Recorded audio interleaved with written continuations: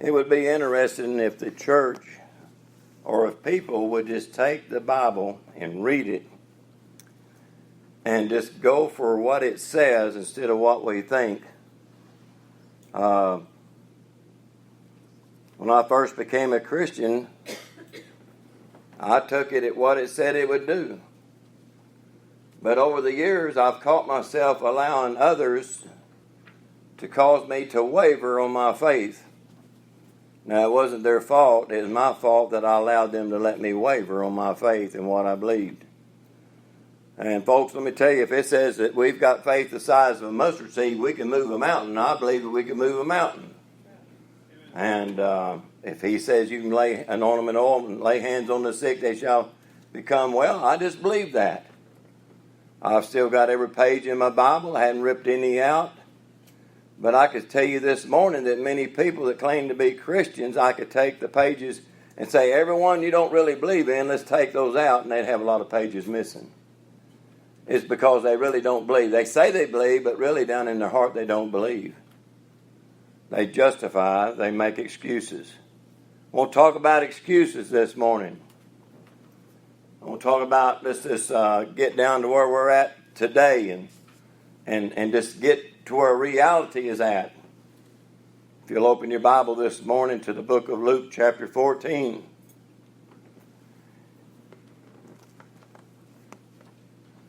There's going to be judgment day one day, and there are going to be those that stand before the Lord. Going to be lots of excuses, but it's going to be too late. In the 14th chapter of the book of Luke, starting with verse 7, and he put forth a parable to those which were bidden,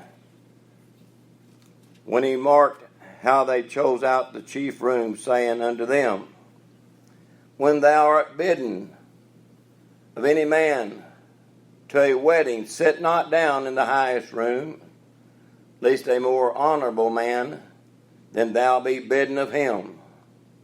And he that bade him, or those that invited him, in other words, and he that bade thee, and him come and say to thee, give this man place, and thou begin with a shame to take the lower room.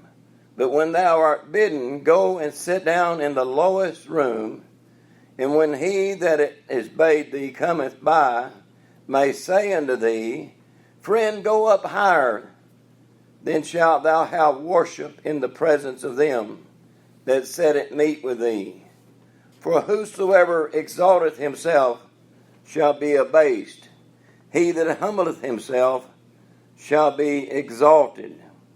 He's talking about here going to the wedding. It's going to be seen of man and taking the higher places and sitting in the better section, you might say.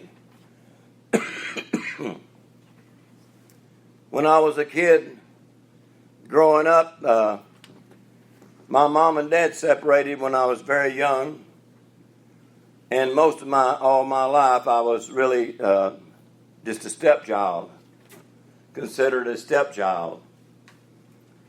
We were looked upon because we were stepchildren. We were looked upon because we lived in the housing projects. We were looked upon as somebody being poor. And as a child, you learn to adapt to that, what everybody says. We had to work in the lunchrooms to pay for our lunches. Did a many dishes, but we were also made fun of because we were of a lower class of people.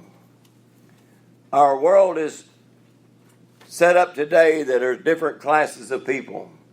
Got the higher class, the mid class, and the lower class. I was at the lower of the lower class growing up. And so I was looked upon as somebody that wasn't able to sit maybe with the higher class of people. I just took it that I'd sit by myself and my friends that was in the same condition that I was in. Many of my friends I still have today that they were poor. They worked in the lunchroom with me. And we rode our bicycles to school. where many of them were driving their cars. We were made fun of because we didn't have a car. We didn't own a car. There wasn't no way. We was doing good to have a good bicycle to make it. But I was brought up in that type of environment all of my life. And so I was always considered maybe an outcast in a roundabout way. And let me tell you this morning, it's not a good feeling when you're considered that. You'd like to sit at the table with the football players. You'd like to sit at the table with the big boys. You'd like to sit at the table with the boss or maybe the higher, upper class of people. You like to be a part of that. It makes you feel a little bit better about things. But this is the opposite of that right here. He tells us the opposite of that. There's people that like to be recognized in the house of God, that they've got to be lifted up above all things. They got to be known for every little thing that they do. But there's a word for them in here, and he says, that's the wrong thing to do. When we lift ourselves up, we're putting ourselves in a position that we've made ourselves out to be a God. We've made ourselves out to be a God. Wanda, you hit the nail on the head this morning when you said we have been called to serve, not to be served. The church has been called to serve. Serve those that are less fortunate. Make them feel comfortable. Let them know that, listen, there is a body of believers that is concerned about you. Don't look down on them. Don't look down your nose at them. Don't make fun of them. Don't talk about them in the background. Don't see them down here at Walmart or Allsup's or the Dairy Queen and say, well, I remember seeing that person over there at getting food or this. We don't do those things because that's not Christian. And if we got that type of spirit in us, we're in trouble with God already, aren't we? We have to learn to lower ourselves. Then he goes on and he tells them in verse 12, he said, then said he also to them that bade him, or those that invited him, when thou makest a dinner or a supper, call not thy friends, nor thy brethren, neither thy kinsmen, thy rich neighbors, lest they also bid thee again, and a recompense be made thee. In other words, he's saying, don't invite those because you want to be invited back to their places. It's kind of like you scratch my back, I'll scratch your back. That's not what he's talking about. Don't do those things. He tells them in verse 13, Jesus says, but when thou makest a feast. Boy, I'm about ready for a feast, ain't you, Chuck? I am about ready for a feast. I'm telling you, we got the 4th of July coming up, and if all of you, I'm thinking about a feast. I'm thinking about we all come together and invite people and come and have this great feast. Come together, whether you're rich or poor or nothing. I love it when we have people. I love it when we have fellowship. I love it when times that I can get out here on the corner and fire up that old smoker, and people don't know that I don't know how to cook. If they knew that, they probably wouldn't stop by. But the smoke and the smoker and all that makes it kind of pleasing to them, and they think, what are you cooking? I said, I just got this on and that on. Come on by and stop in here and sit down and let's have some of this. I let them taste of it, and they don't make a big face at it. I think, well, it must be pretty good, so I'll eat some too then. But I love to have this fellowship, and I love to have people that I don't even have to know them, and I don't have to know their conditions. I don't look at where they came from.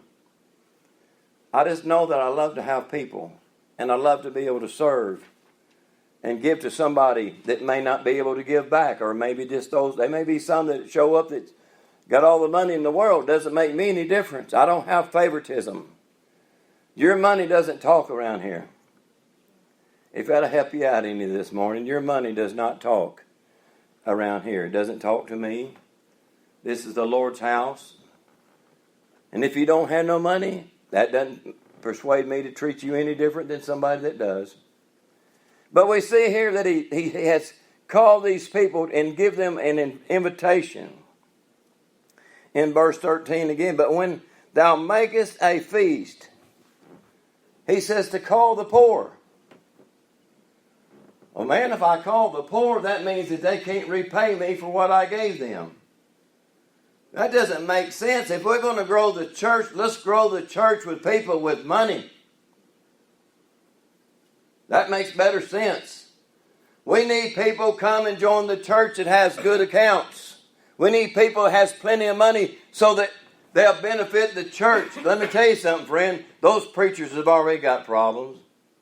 And those churches have already got problems. But it says, call the poor, the maimed, and the lame, and the blind. Man, I tell you, that's really not what we was wanting here. We was wanting people that really had it all. That has a name about them. That, man, we can do a lot of things if we get so-and-so come in here. It doesn't matter whether they're saved or not. We know that they have a good job and they're generous and they have lots of money. I had a great friend of mine passed away here lately. Well, I have a lot of great friends. I have a lot of great wealthy friends. And I tell you what I really love about them. It's not their money, it's just their attitude. They never brag about what they got. They never push on you what they have. They're just great people. Recently, one of my friends that I used to work for passed on unexpectedly. He was a generous man, a man that gave, expecting nothing back. He was a man that would help the poor. He would help people. I believe that God has a reason for people having what they've got. I don't always believe it's because of what they did. I just believe it's because of what God's done. God has blessed them to bless others. And God has blessed us to bless others. With what little we might have, we still invite the poor. I remember one time I just got saved. And I hadn't been a Christian but just a matter of a month or two. And I told Teresa that day, I said, man, when I started going to church, I just started doing things that I normally wouldn't do. One thing I didn't do is I didn't work anymore on Sundays. I didn't look for sideline jobs. I wanted to be in church. Ain't that crazy of me to want to be in church? I want to be there Sunday morning. I want to be there Sunday night. I really wanted to be in there in Sunday school too. But there's been something wrong with me. But I've seen people that got older and older in the house of God that they become the opposite of that.